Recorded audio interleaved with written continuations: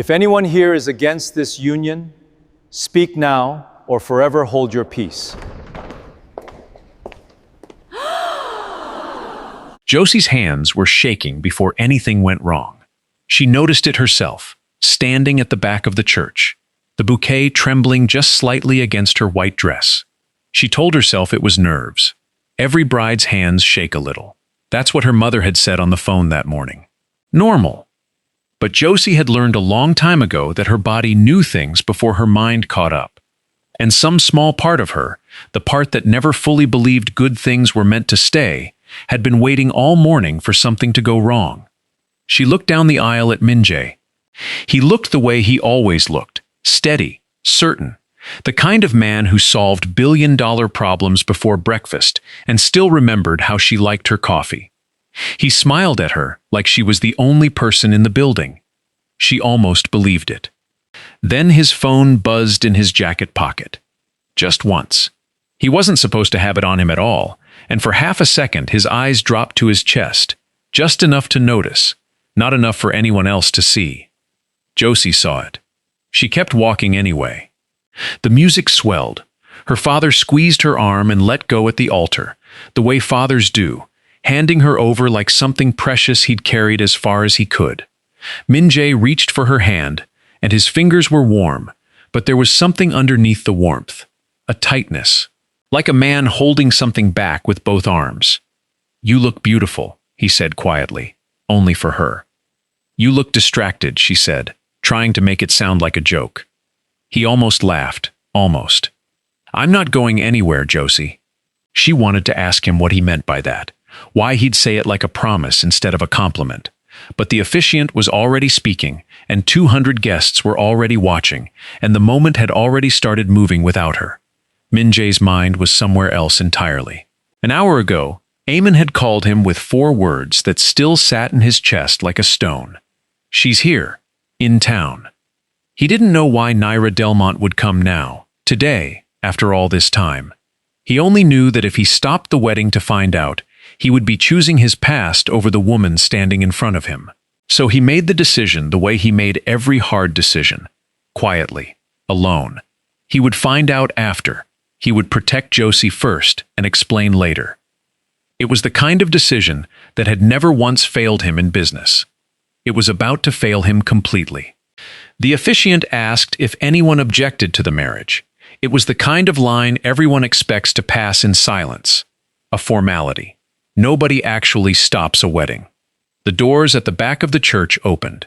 Cold air moved down the aisle first, before anything else.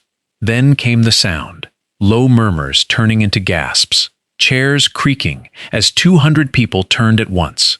Josie felt Min-jae's hand go still in hers. A woman walked in.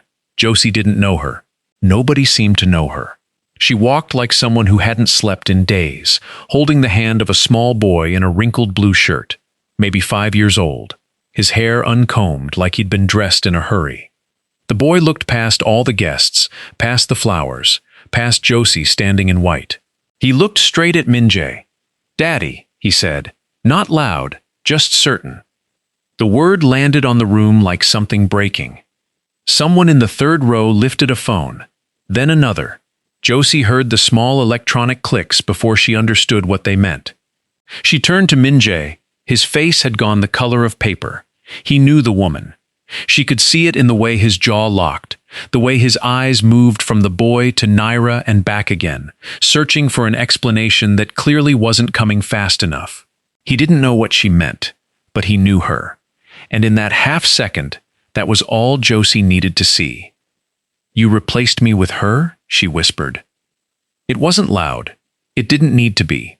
The church had gone quiet enough that everyone heard it anyway. Min-jae opened his mouth. Nothing came out at first. Then, "Josie, I don't know what this is. I swear to you, I've never seen that boy in my life." "Then why does he know your name?" He didn't have an answer. Not one that would sound like anything but a lie. More phones came up. Min-jae turned toward the guests, his voice low but sharp enough to cut through the whispering. "Stop filming, please. All of you, put them down." It was the wrong moment to sound like a man giving orders. Josie watched him take control of the room and lose her at the exact same time. The little boy shifted his backpack off his shoulder, unzipped it with small, careful hands, and pulled out an old photograph, worn soft at the corners like it had been held 1,000 times. He walked closer, past the stunned guests, past Josie in her wedding dress, and held it up toward the only father he'd ever been told about. "Are you finally going to tell her?" he asked. "What my daddy wanted?" No one answered the boy. The silence stretched long enough that it became its own answer, and Josie felt something inside her chest quietly finish breaking. She had spent the whole ceremony hoping for a reasonable explanation. Now she understood there wasn't going to be one. Not standing here, not in front of everyone she'd ever invited to witness the happiest day of her life. She looked at the photograph still hanging in the boy's small hand. She didn't need to see it clearly to know it would hurt. Josie. Min-jae said her name like it could hold her in place. Don't. She kept her eyes on the boy instead of him, because looking at Min-jae felt like looking directly into a light that used to be warm and now just burned. Don't say my name like that, not right now. She turned before he could try again. She didn't run. She refused to give the room the satisfaction of watching her run. She walked back down the aisle the same way she'd walked in, except now every step felt like it belonged to someone else, someone watching herself from far away, wondering how a woman gets all the way to her wedding day and still ends up alone in front of everyone she loves. Min-jae took one step after her. Eamon's hand caught his arm before he got a second step in. "Let her go," he said quietly. "Chasing her in front of all this only makes it worse. She thinks I did something. She thinks what her eyes are showing her. You can't fix that by following her out the door." Min-jae wanted to argue. Every instinct in him had spent 15 years solving problems by moving fast and fixing things before anyone noticed they were broken. But Eamon wasn't wrong, and some quieter part of him, the part that had learned to read a room before making his first million, knew that going after Josie right now would only prove to 200 witnesses that he had something to hide. So instead he turned to the boy, knelt down slowly, the way you approach something you're afraid might disappear if you move too fast. "What's your name?" he asked. "Theo." "Theo, can I see that picture?" Theo looked back at Naira first, checking, and Naira gave a small nod. He handed it over. Min-jae's stomach dropped the moment he saw it. He recognized himself immediately, younger, standing outside a building he hadn't seen in almost a decade. Beside him stood Harold Vance, his mentor, the man who'd given him his first real chance before cancer took him 6 years ago. And beside Harold stood a man Min-jae didn't recognize at all, one arm slung easily around Harold's shoulder like they'd known each other a long time. "Who is this?" Min-jae asked, tapping the stranger in the photo. Naira's voice was steady, but her eyes weren't. "My husband." Min-jae looked up at her fully, for the first time since she'd walked in, really looked, past the shock of her arrival, and saw what he'd missed the first time. She wasn't dressed like a woman coming to claim anything. She looked like someone who hadn't slept properly in weeks, who'd worn the same coat because she hadn't had the time or the heart to think about clothes. "I'm not who you think I am," Naira said. "I know what this looks like. I know what everyone in this room thinks they just watched. But I'm not the reason your bride left." "Then what are you?" Naira glanced down at Theo, and something in her face softened even as it broke a little further. "I made your mentor a promise. And I've spent 3 years trying to keep it." By the time Min-jae stepped outside the church, his phone would not stop buzzing. He almost didn't look. He already knew, in the way you know bad weather is coming before the first drop falls. But he looked anyway, and the first headline made his jaw tighten before he'd even opened the article underneath it. "Billionaire groom humiliated at his own wedding, mystery woman and child crash ceremony." The video was already everywhere. Someone had captured the whole thing, Theo's voice calling him daddy, Josie's face collapsing in real time, the photograph, all of it stitched together with dramatic music like it was entertainment instead of the worst afternoon of two people's lives. The comments were worse. Strangers who knew nothing about him deciding, within minutes, exactly what kind of man he was. He put the phone away and looked for Josie's car. It was already gone. Josie sat in the back of a cab 3 miles away, still in her wedding dress, staring at her own hands like they belonged to someone else. Her phone had been buzzing too, though she hadn't answered a single call. Her best friend, her mother, a number she didn't recognize, probably a reporter already, because apparently that's how fast a life could turn into a headline now. She thought about every time Min-jae had come home distracted these last few months. Every phone call he'd taken in another room. Every time she'd told herself she was imagining things because a man who loved you didn't lie to you. Not really. Not about anything that mattered. Now she wasn't sure what she'd actually seen and what she'd simply agreed to believe because it was easier than asking questions. She pulled off her glove first. Then, slower, she worked the ring from her finger, feeling the small resistance of her knuckle before it finally slid free. She didn't cry. She'd expected to. Instead, she just held it in her palm for a moment, feeling how light it was for something that had meant so much an hour ago. She didn't know that across the street from her apartment, Min-jae was already standing beside his car, watching her climb the front steps alone, close enough to see everything and too far to do anything about it. He didn't call out. He didn't cross the street. He just watched her go inside, and somewhere in his chest, something quietly accepted that showing up right now would only make her feel cornered instead of chosen. He went back to the office instead, not to hide, to find out what 15 years of careful decisions had actually cost him. Eamon was already there, waiting, a folder in his hands that he clearly did not want to open. "There's more to this than a photograph, isn't there?" Min-jae said. Eamon hesitated long enough to confirm it before he even spoke. Harold knew something before he died. Something about the foundation. I told him I'd protect the people it would hurt if it ever came out. What people? Start with the widow standing in your church today. Eamon set the folder down like it weighed more than paper should. She didn't come to destroy your wedding, Min-jae. She came because she's run out of time to do this quietly. Someone made sure of that. Min-jae felt the floor of his certainty shift under him for the second time that day. Someone.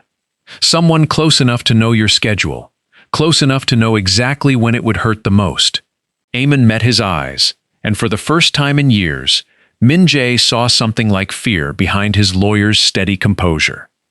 Someone inside this company wanted that wedding destroyed before that boy ever got the chance to explain why he was there. Someone inside the company. Min-jae sat with those words for a long moment before he said anything at all. "Say it," he told Eamon. "Whatever you're not saying. I don't have a name yet. I have a feeling, and feelings don't hold up in front of a board." Eamon rubbed his eyes like a man who hadn't slept properly in longer than one bad afternoon. But someone knew Naira was coming. Someone knew when. That kind of timing doesn't happen by accident. Min-jae looked at the folder still sitting between them, unopened. 6 years of carefully managed grief over Harold's death, and somehow none of it had prepared him for whatever was inside that paper. Across the city, Josie sat on her bathroom floor, still wearing half a wedding dress. Her mother's voice coming through the phone, in the careful, hovering tone people use when they're afraid you might break. "You don't have to decide anything tonight," her mother said. "I already decided something," Josie said. "I decided I'm done finding out things last." She hung up before her mother could talk her out of it, and she sat there a while longer, staring at the ring she'd set on the edge of the sink. She kept replaying Min-jae's face in the church, the shock in it, the way he hadn't looked guilty so much as blindsided. A guilty man has an answer ready. He hadn't had one at all. That thought unsettled her more than the wedding itself. Because if he was telling the truth, if he really hadn't known, then somebody had built a bomb and set it off in the middle of her life on purpose. And she was done sitting still while other people decided what happened to her. She picked up her phone and called the one person who might actually help her find out why. Naira answered on the second ring, wary. "I didn't think you'd want to talk to me." "I don't," Josie said. "I want to talk to whoever did this to both of us." There was a pause, long enough that Josie almost thought the call had dropped. Then Naira said, quiet and tired, "Then you'd better come find me, because I've been carrying this alone for 3 years, and I don't think I can carry it much longer by myself." They met the next morning in a small coffee shop, 2 neighborhoods away from anywhere either of them would normally be recognized. Josie almost didn't go inside. Some old, stubborn part of her still wanted to hate this woman on sight. But Theo was there too, drawing on a napkin at the corner table, and something about watching a 5-year-old carefully color inside the lines while his mother's hands shook around her coffee cup made hatred impossible to hold on to. "Your husband," Josie said, sitting down. "Tell me about him." Naira's eyes went distant in the way people's eyes do when they're about to say a name out loud that still hurts. His name was Daniel. He worked research and compliance for a foundation that funded medical trials. Overseas testing, mostly. Places with less oversight. She wrapped both hands around her cup like it was the only warm thing left in the room. About 4 years ago, he found something in the data that didn't add up. Test results that had been quietly rewritten. People who should have been pulled from a trial and weren't. And Min-jae's mentor was involved. Harold Vance funded the foundation. I don't think he built the lie. I think he found it, same as Daniel did, around the same time. That's how they ended up in that photograph together. 2 men who'd stumbled onto the same fire and didn't know yet how badly it was going to burn them. Josie felt something cold settle low in her stomach. "What happened to your husband?" "He died in an accident the company called unrelated." Naira's voice didn't shake when she said it, which somehow made it worse. "I never believed that. I couldn't prove otherwise either. Harold promised him, before either of them knew how sick Harold really was, that if anything ever happened, he'd make sure the truth came out and Theo would be protected. Then Harold got his diagnosis, and everything moved faster than either of us expected. So you came to the wedding because Harold's been dead 6 years, and nobody else was left to keep his promise." Naira glanced at Theo, still coloring, oblivious to how much weight the conversation carried a few feet away from him. "I tried calling Min-jae's office for weeks. Every message disappeared. I finally decided if I couldn't reach him quietly, I'd reach him in a room too full of witnesses for anyone to make me disappear too. Before we go any further, I'd genuinely love to know where in the world you're watching this from. Drop your city or country below, because what Josie finds out next is going to change how you see everyone in this story." At that exact moment, Josie's phone buzzed with a text from Min-jae. 3 words. "I found something." She almost didn't answer. Then she looked at Theo's small hand curled around a purple crayon, and she thought about a 5-year-old boy who'd walked into a church holding a photograph instead of a toy, because somebody had decided that was easier than sending a letter. She texted back one line. "Meet me at his office. Bring the boy." Min-jae was waiting in the lobby when they arrived, and the sight of Josie walking toward him, ring gone, expression unreadable, hit him harder than anything in the folder Eamon had shown him the night before. "You didn't have to come," he said. "I'm not here for you," Josie said. "I'm here for the truth. Whether that includes you is still being decided." It should have hurt more than it did. Instead, something in him settled, oddly, because at least she was standing in front of him instead of disappearing behind a closed door. Upstairs, Eamon had already laid out everything they had. Financial records tied to the foundation, correspondence between Harold and Daniel in the months before both men died, careful, coded, clearly written by people who suspected somebody was watching, and buried in an old backup drive nobody had touched in years, a set of documents that had apparently been transferred without anyone in the company noticing into an inheritance account belonging to a 5-year-old boy who had no idea what he was holding. "He's been carrying proof this whole time," Eamon said quietly. "He just didn't know what it was." Min-jae stared at the boy, who had settled into a chair by the window, still coloring, utterly unaware that he held the one thing capable of destroying an empire. "Who else knew about this account?" Min-jae asked. Eamon's hesitation lasted half a second too long. Only a handful of people had that level of access. "Say his name, Eamon." Eamon looked at him with something close to grief.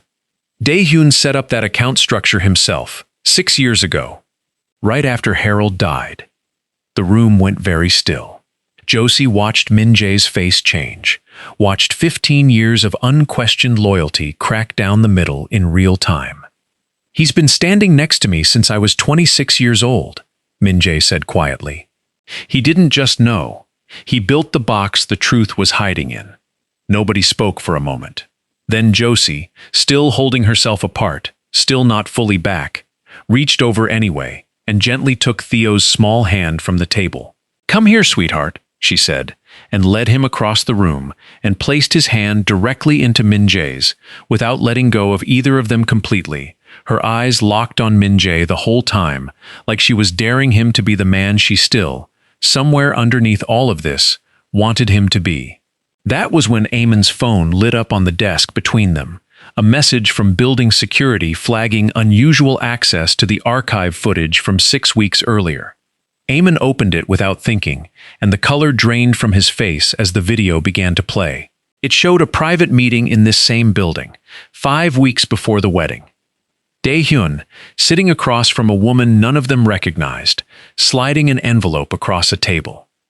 The date stamped in the corner matched, almost exactly, the week the church had somehow learned to expect a bride in white and a scandal built to destroy her. Nobody moved for a few seconds after the video stopped playing. Josie was the one who finally spoke, her voice low, flat, the voice of someone who had already used up every ounce of shock she had left. "Who is she? The woman on the screen?" "I don't know," Eamon said. "But I know that envelope wasn't flowers." Min-jae stood very still, staring at the frozen image of a man he'd trusted for 15 years, handing something across a table like it was nothing.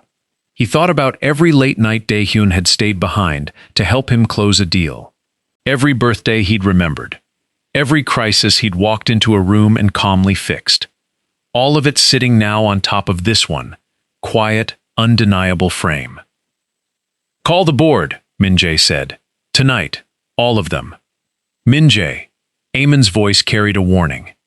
"If you do this publicly, there's no walking it back. Your company, your name, all of it gets dragged through the same mud Josie already went through."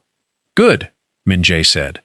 "Maybe it's time something got dragged through the mud besides her wedding dress." Josie looked at him then, really looked, the first time in 2 days she'd let herself study his face without armor up. There was something different in him now. Not the calm, controlled man who'd stood at the altar promising nothing would touch them. Something rawer. Something that looked, for the first time since she'd known him, like a man who had stopped trying to manage the outcome. The board meeting happened 3 days later, and by the time it started, half the footage had already leaked anyway, the way everything seemed to leak now, faster than any of them could control. Min-jae stood in front of 12 people who controlled a company worth more than most countries and said the only thing that mattered. "I withheld information about my mentor's death because I believed I was protecting people. I was wrong. My silence gave someone room to hurt an innocent family and nearly destroy my marriage before it started.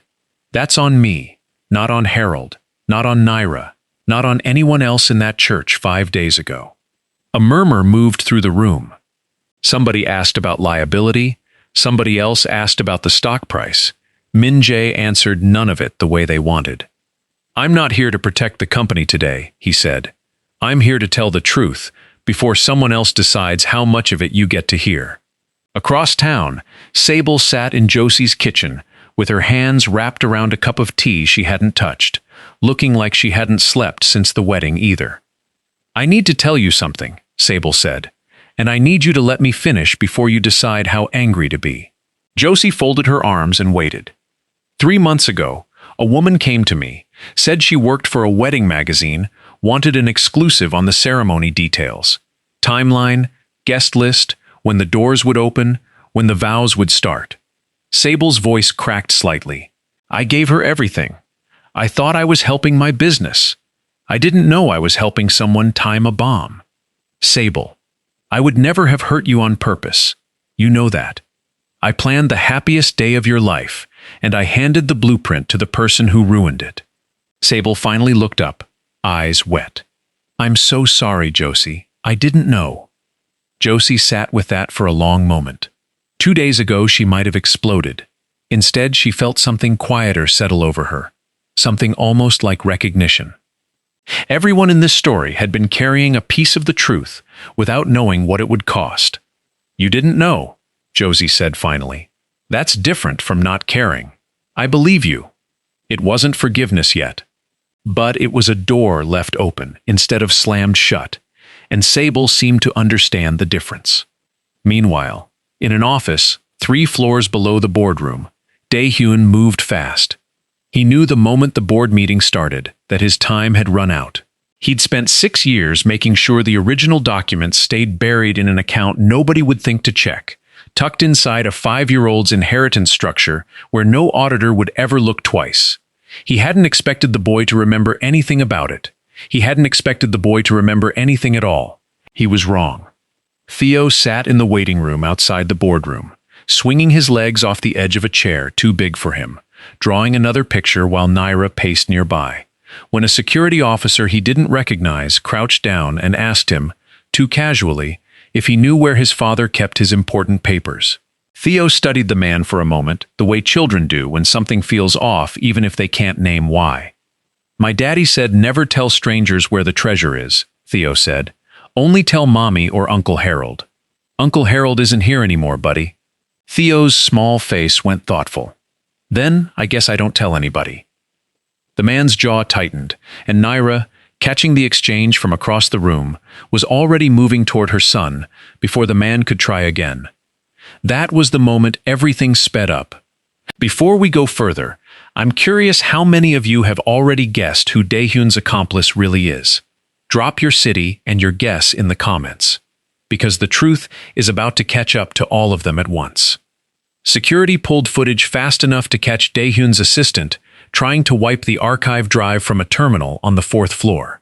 By the time Eamon and 2 officers reached the server room, half the files were already gone.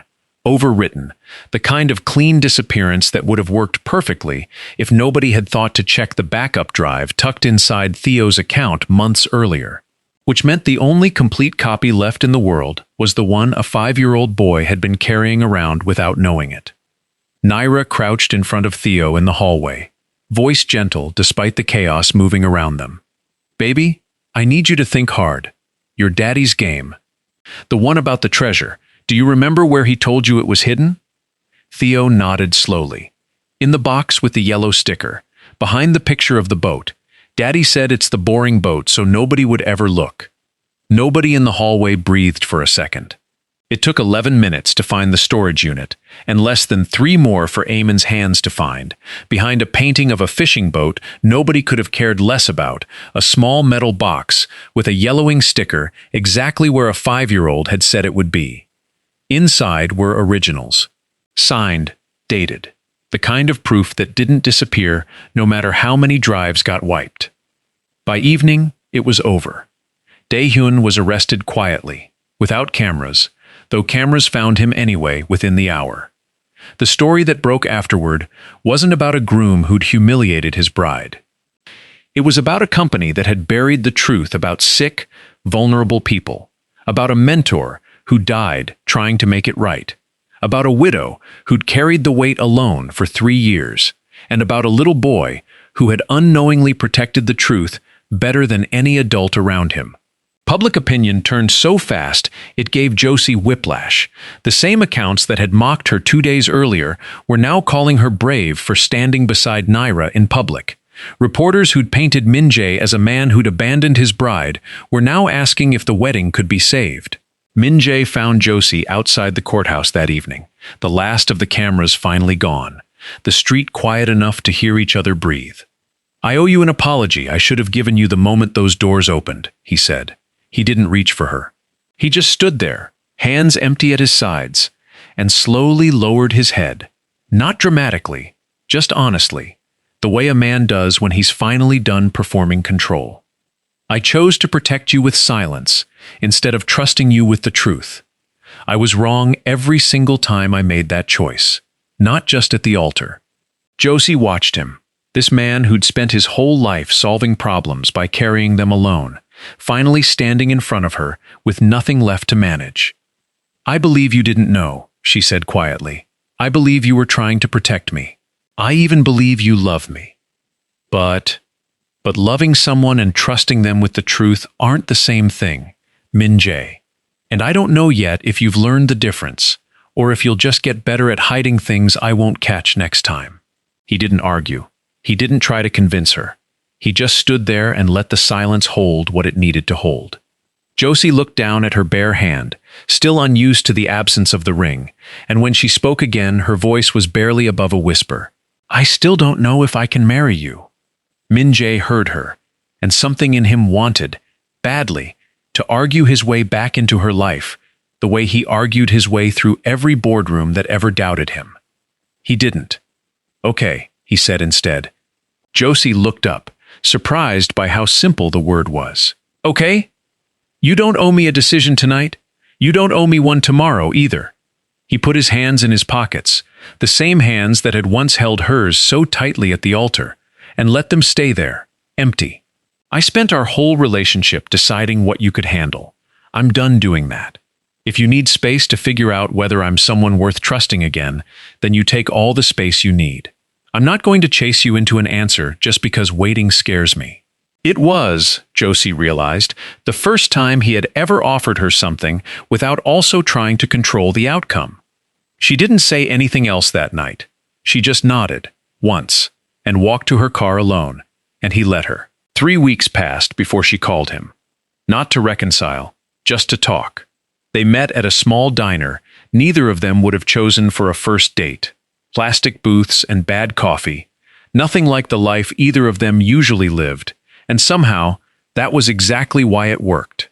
No cameras, no company. Just two people slowly relearning how to tell each other the truth in small pieces instead of grand gestures. I went to see Naira last week, Josie told him one evening, weeks later, stirring a cup of tea she wasn't really drinking. And Theo. Something shifted behind Min-jae's eyes. How is he? Better, steadier, now that all of it's actually over. Josie smiled faintly. He asked if you were still his friend. Min-jae felt that land somewhere soft in his chest. What did you tell him? I told him the truth, that I didn't know everything yet, but that some people become family, whether you plan for it or not. She looked at him carefully. Naira's leaving the city. She got a settlement from the foundation, enough to finally build something new instead of just surviving. She said Daniel's promise is finally kept. She doesn't have to carry it alone anymore. Is she scared to go? A little, but she said something I haven't stopped thinking about. Josie's voice softened. She said grief only stays heavy when you carry it in secret. The moment she told the truth out loud, it got lighter, even with everything it cost her. Min-jae was quiet for a long moment, turning that over. I think I understand that now, he said. I spent 15 years believing that carrying things alone made me strong. It just made me alone. Josie didn't answer right away. She watched him instead. This man who used to walk into rooms like he already owned the outcome, now sitting across a chipped diner table with nothing to offer her but honesty. I'm not the same person who walked down that aisle, she said finally. I don't scare as easily anymore. I don't wait to be chosen. I choose, now, on purpose, every time. I know, Min-jae said. That's the only reason I let myself hope you'd come back. She reached across the table, slowly, and set her hand over his. Not a ring this time, just her hand, warm, deliberate, a promise made without an audience. Then let's do it properly, she said. No 1,000 guests, no cameras. Just the people who actually earned the right to watch us try again. The second wedding happened on a quiet afternoon in early spring, in a small garden behind Eamon's house, with folding chairs instead of pews and wildflowers instead of imported roses. Sable arranged the flowers herself. No clipboard this time, just her hands in the dirt and something like peace on her face. Naira flew in for the weekend, her bags already half-packed for the move she'd been planning, hope written plainly across a face that used to carry only grief. And Theo, 5 years old and utterly certain of his job, walked down a short grass aisle carrying 2 rings on a small wooden dish, his tongue between his teeth in concentration, determined not to drop the most important thing he'd ever been trusted with. Josie watched him come. This child who had once walked into her life, holding a photograph that shattered everything, now walking toward her holding the very thing that would put it back together. She thought about the church doors opening, the whispers, the cruelty of that day, and she realized she no longer flinched at the memory. It didn't own her anymore. Min-jae took her hands the way he had once before, except this time there was no phone buzzing in his pocket, no urgent message he was hiding, nothing folded away behind his eyes. "I don't have a speech," he admitted quietly, "just for her. I used to think I needed the right words to prove I loved you. I don't anymore. I just want to tell you the truth. Every day, even when it's inconvenient, even when it's not flattering, even when it costs me." "That's the vow," Josie said, smiling through tears she didn't bother hiding this time. "That's the only one I need." Theo held the dish steady between them, watching with wide, serious eyes as Min-jae slid the ring onto Josie's finger, slower this time, like a man who finally understood what he was promising instead of simply performing it. She looked down at her hand, then up at him, then at the small boy standing between them holding both their hands like he'd always belonged there, and she laughed through the tears instead of trying to stop them. The photograph that once accused them now sat framed in Naira's hallway 1,000 miles away. No longer proof of betrayal, just proof that a promise, however painful, had finally been kept.